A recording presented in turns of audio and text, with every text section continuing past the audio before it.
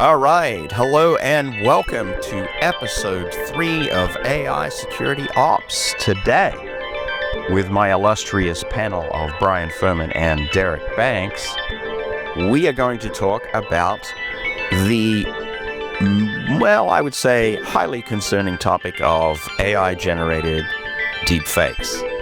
And, you might imagine, in fact, I think you know, that AI deepfakes, especially in the video realm, are very, very concerning and a very sensitive topic for a lot of people.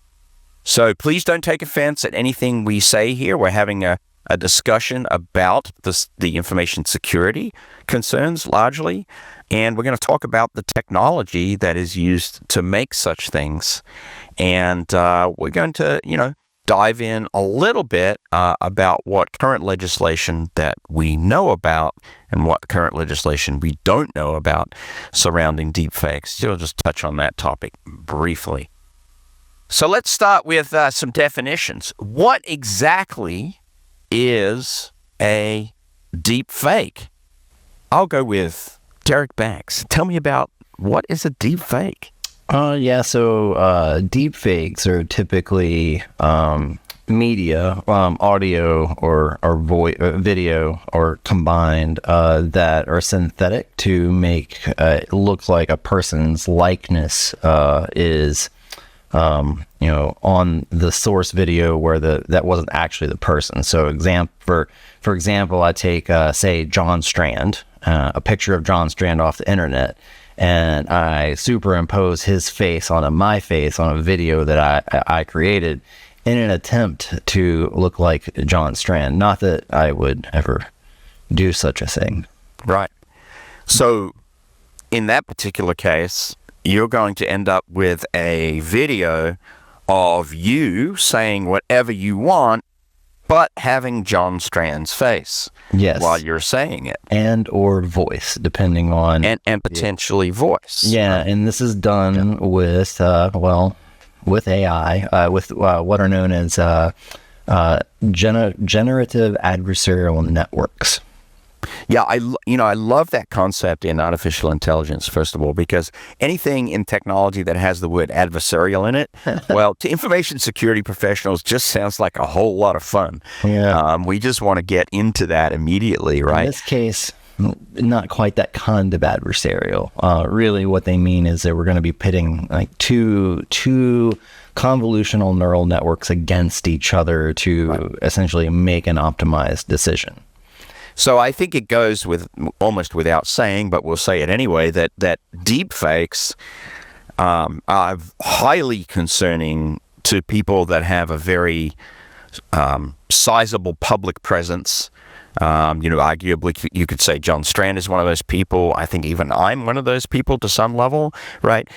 Deepfakes, therefore, are going to be highly concerning to even way more celebrities than us in the information security industry. A very highly paid movie actor who's done movies, politicians that are very, very visible, presidents, high-ranking senators. In our past election, there was a deepfake of Joe Biden trying to keep people in Vermont from voting in a primary.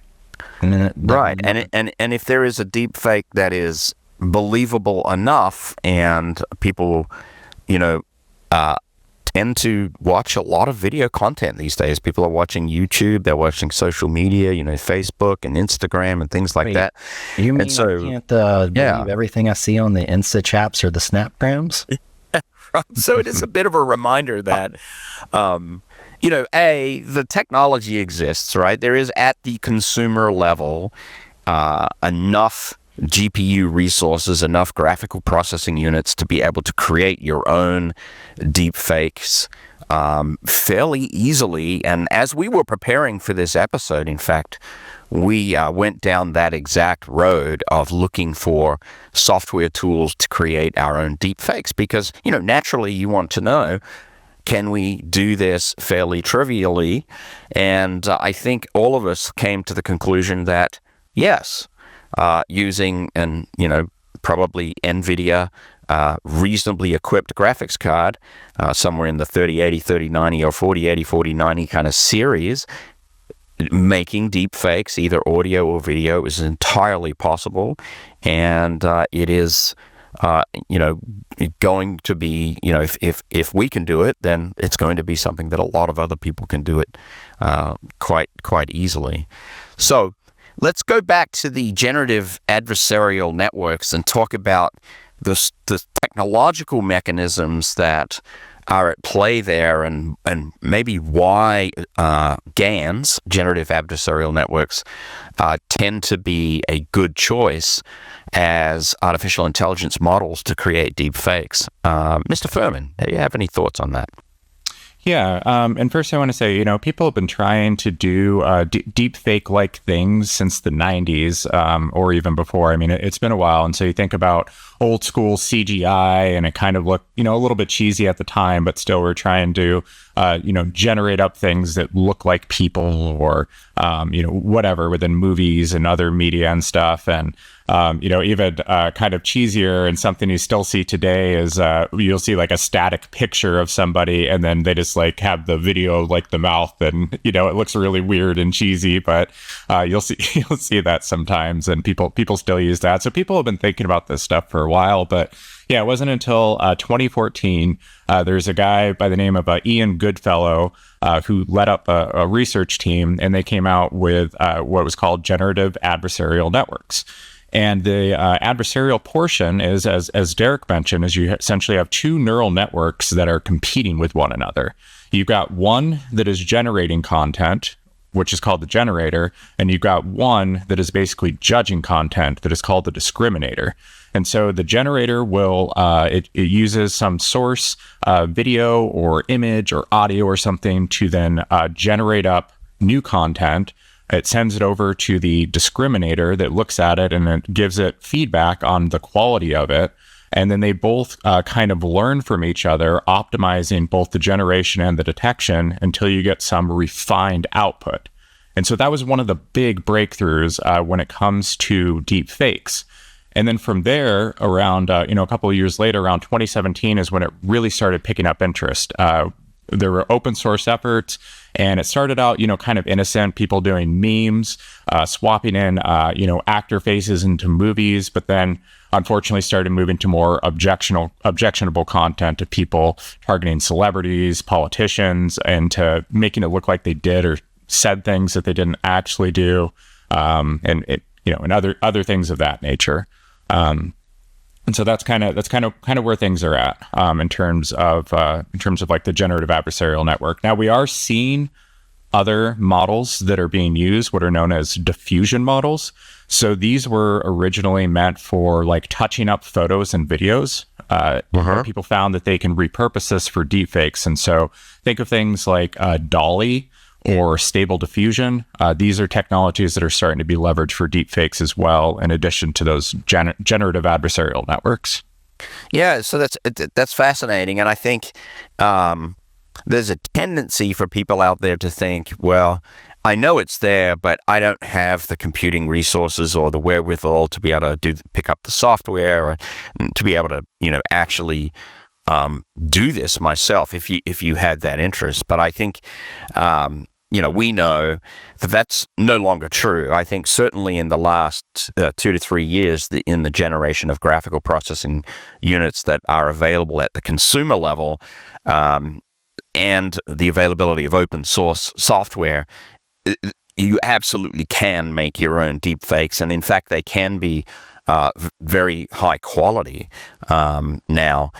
So it has become a technological capability that, for lack of a better word, is democratized, right? Is widely available to anybody with enough technical wherewithal to be able to pull down some software, perhaps put together a few Python scripts. And we only did a sort of a cursory look. There may well be point and click, style software implementations out there, and there likely is, where you don't have to have that extra technical wherewithal, that you can just actually use a service and just go with it. So in that point and click realm, are you guys aware of different websites that are out there that support the creation of deep fake?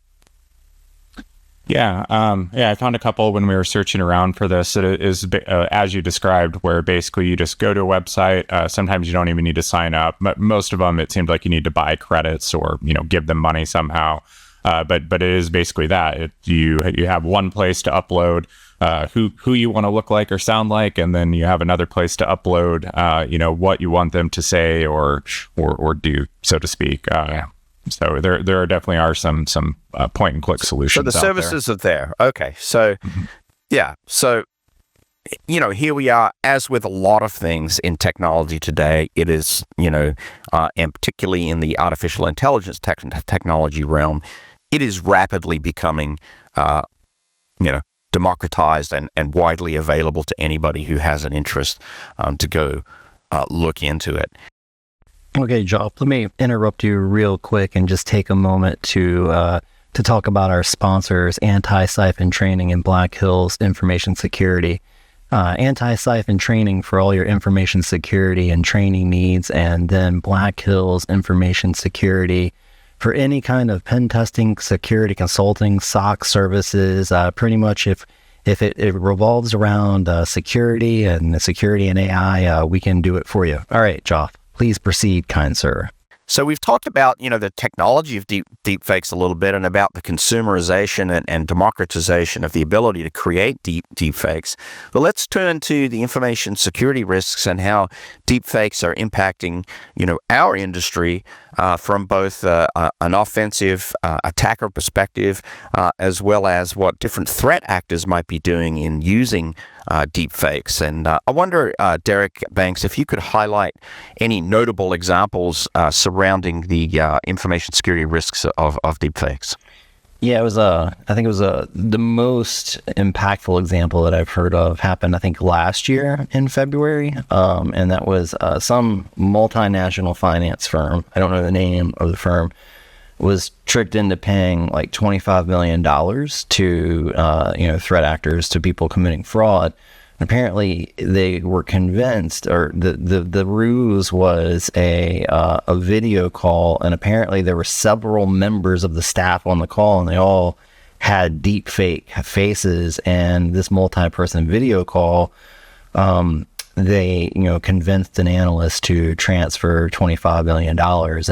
And just thinking about how technically to pull that off, there are some definite challenges, I think, but just it highlights the example that, if, this kind of technology can really be used to fool people. It's like another level of social engineering, in my opinion. So in that particular example, you had a highly motivated threat actor, obviously adversarial, came after an entire board of a company, went to the rather extreme lengths of creating a deep fake of multiple individuals, convincing them to transfer a large sum of money. Apparently in real time. Yeah.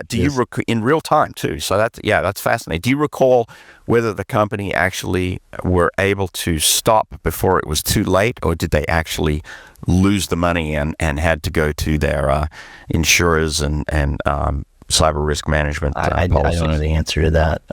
My guess is, based on the news article, it seems like, the money got stolen. And, well, I mean, that's what you have cyber insurance for, right? Yeah. So one of the things that's really interesting to me is how targeted in general social engineering is becoming with the emergence of artificial intelligence. We've seen at Black Hills, a lot of us, very highly targeted attacks at individual employees trying to impersonate managerial structure in the company, and in particular, trying to imitate John Strand, for example, who's the owner of Black Hills Information Security, and ask us as individuals to do something. So the highly focused nature of these attacks in general is becoming significantly challenging, I think, for all of us. And then if you layer on top of that deep fakes in an audio or audio and video capability, we end up in a very frightening place as targets, potential targets for deep fake social engineering. So, having said that, what about detection and mitigation techniques? I mean, what are some of the things that we can do as individuals if we think that we're looking at a deepfake video, for example, or we're hearing a deepfake audio? How are we going to know? Is there anything for us to do other than what I like to do, which is the obvious, and that is use some sort of out-of-band channel to contact the person that is being impersonated, or the person that might be asking you to do something, and say, did you really ask me to do this, right? But mitigation techniques, Brian Fehrman, have you got any thoughts on that? Yeah, so just talking about the detection aspect of it first that you brought up, it used to be pretty obvious with looking at some of these videos where people's eyes aren't blinking, the mouth's not moving correctly, the mouth isn't in sync, but it off.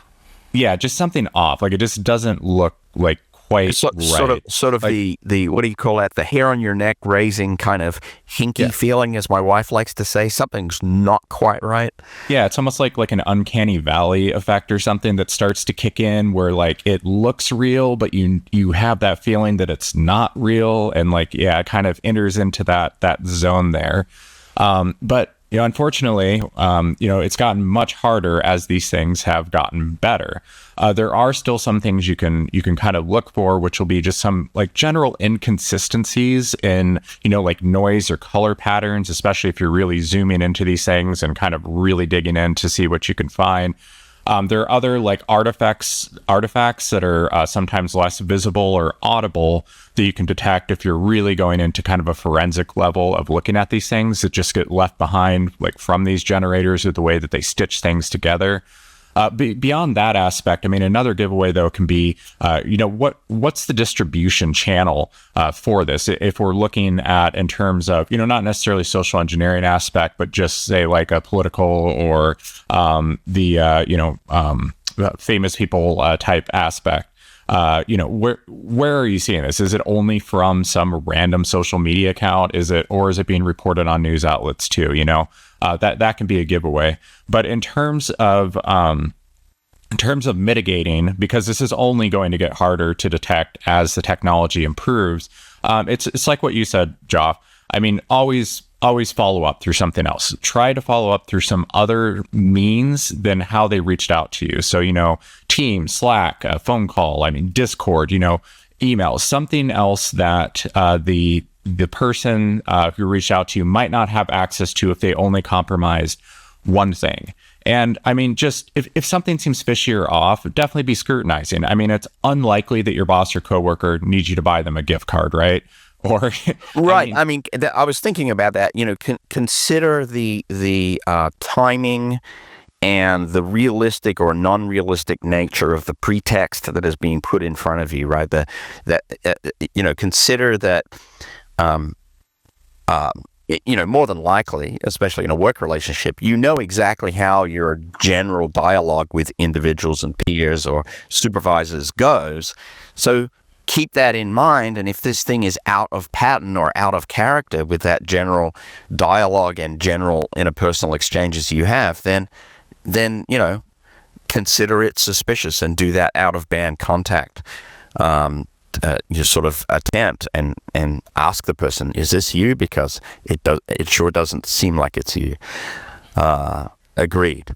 But I think there's a couple of things working against us, and that is artificial intelligence technology is allowing threat actors and criminals to gain a tremendous amount more OSINT, a tremendous amount more background about their intended victim or target before they launch some of these social engineering attacks that might include deepfakes. And so that combination of the deepfake getting a lot better and the amount of background research and OSINT information that the threat actor may have at their disposal is really putting us in the crosshairs, right? Making things get very, very tricky. And I'm not sure that there's a way to really get around that right now or move away from that right now. It's very, very challenging. Any thoughts there? Only that I agree that it's getting better and better. And, I think if you go out on Instagram right now, probably at least a third of everything is probably generated by AI, at least in my feed. And I think that there's a couple of different levels to like detecting and combating this, right? Like for us, like Brian was saying that you can kind of tell a lot of times, but that's getting to be harder and harder. But if you're like a platform like Facebook or LinkedIn or something like that, then when people create profiles for social engineering, like we've done as red teamers, and they use a GAN image, they have protections and stuff in the background to try and help detect using like what Brian was saying, forensic artifacts, because a lot of times, or at least with large language models, we see that the protection strategy is to put more AI in front of the AI, right? With this one, when I did a project in my master's program to try and use convolutional neural networks to detect deepfakes created by convolutional neural networks. And it was, it was a project for school. So it's not like something that, I had multiple teams of people working on for a long time. But it turned out like after, hours and hours of me and my colleagues doing this, our accuracy rate of detecting a fake was something in the neighborhood of 65%, which is slightly better than a coin flip. And for those that don't do a lot of statistics or data science work, that 65% is far, far, far below an accuracy value that would be useful, right? And so I think that this is one of those where AI isn't going to help solve the AI problem. Yeah. So, sort of closing this out, then we have a number of, considering the level of development of the technology, the ability for people to use, the quality of the result, the level of focused and targeting of individuals. We've got a number of ethical and legal situations that are really posed by this right now. I'm not a lawyer, and I try never to play one on TV or in podcasts.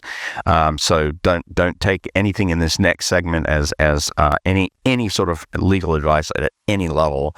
But I will say this: there are attempts, certainly in the United States right now, at the state and local level to produce legislation that tries to address deep fakes.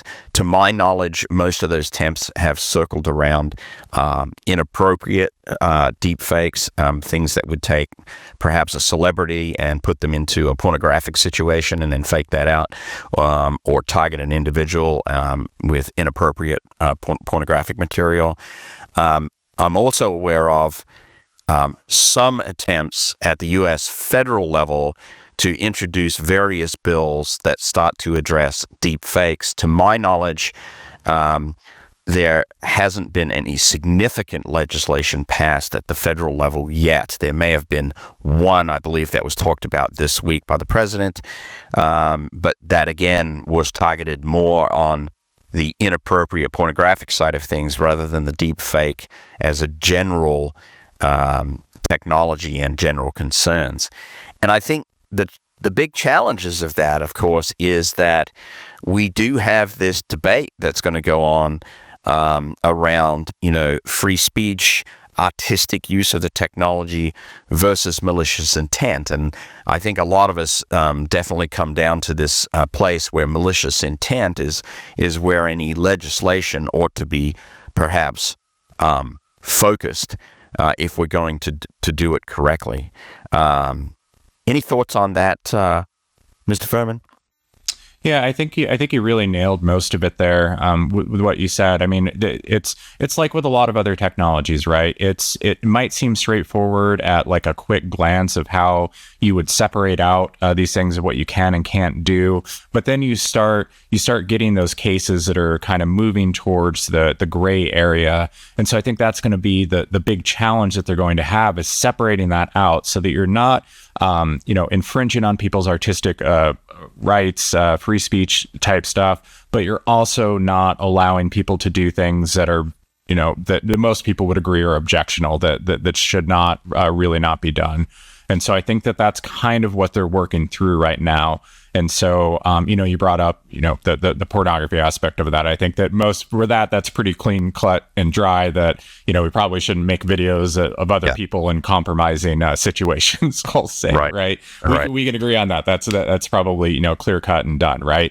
But now they need to start working, further in trying to figure out, where exactly are they going to draw the line, what's going to be included in this. And so I think that's what they're sorting out right now. And that's what we'll be kind of on the lookout for in the coming years of where they end up.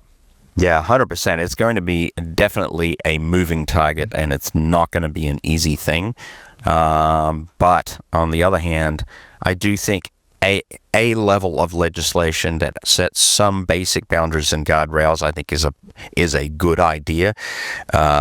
It's going to be, I think, very challenging for us in the community to appropriately educate our senators, our legislators on aspects of the technology, so that what comes out of the sausage grinder, as they like to say, is somewhat cogent, right? And it's going to be a challenge, as it always is with most things.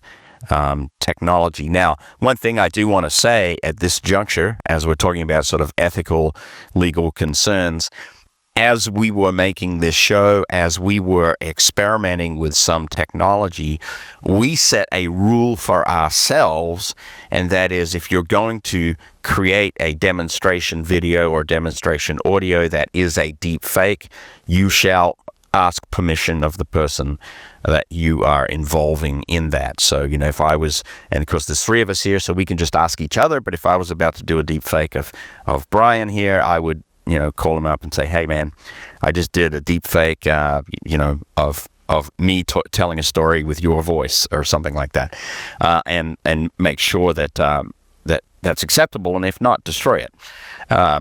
So yeah, I think that's a general guideline, and I think everybody out there, you need to remember, if you're experimenting with this technology, that there are rules out there already. There's state and local efforts, and there is legislation pending at the federal level.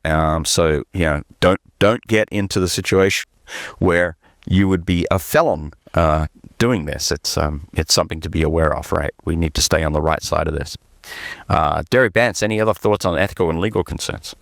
No, but I'll show you a tech segment. All right. So talk about your tech segment, Derek Banks. Yeah, I'll just show kind of how easy it is to create something believable for an audio deep fake. The video stuff that we've been messing around with is okay, but I think that the audio, especially from a social engineering perspective, for like, where does this really matter for like enterprise security? I think social engineering and tricking employees is still kind of where the rubber meets the road. Like, if I want to set out to create a deep fake, like, okay, what are the steps here? First, I have to collect data, right? And then I've got to pre-process the data. And then I've got to run it through inference on the models in the package and the software that I went to go. Because I have to skip the training step, right? Because that's being done by, whoever released the models, right? And then I actually do the actual deep fake with the data that I gathered. All right. So I got to sounds good that part because, I was picking on John Strand, and like I'm not sure I'm comfortable with the things I've done with John Strand, making it public. Yeah. I did show John Strand, and he told me that, I think his exact words were, "I hate you." Not you're fired, but I hate you. So we experiment in a small pool of people here, right? So, and it is significantly concerning, right? This is real. This is about as real as it gets. So, well, having said that, we'll get that tech segment added on here, and I think it's probably about time to wrap up the show.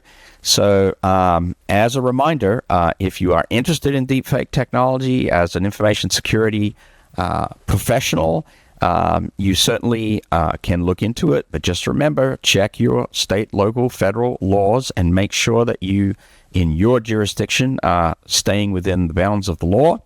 And if you're going to experiment with deepfakes, let's say on a colleague, always call them and ask permission, because you do not want to get into a situation where you get fired or something like that for an offense such as this. This is a very, very sensitive area. And with that said, I think we'll just wrap it up. So everybody go forth and do great things. Later. Bye-bye.